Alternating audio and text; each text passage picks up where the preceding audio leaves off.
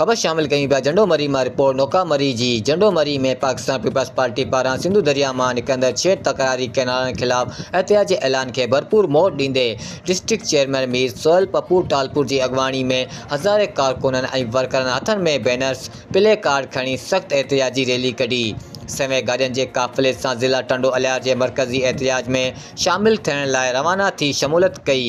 उन्हीं मौके ते मीर सोहेल पप्पू टालपुर, खान मोहम्मद सान पीर, काशिफ शाह जेलानी, रईस मोहम्मद नवाज़ मरी ऐं ॿियनि अगवाननि खिताब कंदे चयो त Pakistan Peoples Party chairman Bilawal Bhutto Zardari पारां सिंधु में छेड़ तकरारी कैनालनि खिलाफ़ एहतियाजी काल ते सॼी सिंध के ज़िला हेडक्वार्टरनि में हज़ारे पीपी कारकुननि ऐं वर्करनि अगवाननि पारां सख़्त एहतियाज कया पिया वञनि।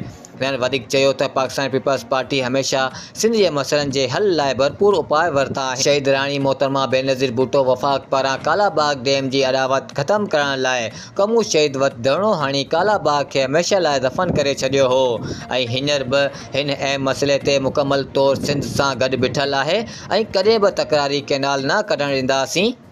रहमान रहीम जी। तो सही तव्हांखे ख़बर है फेडरल गवर्नमेंट के तरफा 6 कैनाल कढिया पिया वञनि। इहो असांजो माशी क़त्ल है ऐं सिंधु ते असां इहो न बर्दाश्त कंदासीं। पाकिस्तान पीपल्स पार्टी जो पहिरें ॾींहं खां ई हर फोरम ते एहतियाज बिलावल भुट्टो ज़रदारी साहब जो, सदर आसिफ अली ज़रदारी जो, अदी फरियाल टालपुर साहिबा जो ऐं अॼु असां एहतिजाज कयूं पिया।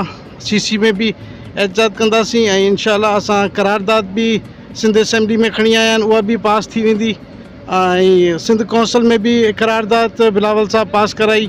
इंशाअल्लाह असां हिननि खे रद्द कंदासीं। पहिरीं कालाबाग डैम के भी रद्द कयोसीं, इंशाअल्लाह हिन पंहिंजो कैनालनि के भी रद्द कंदासीं।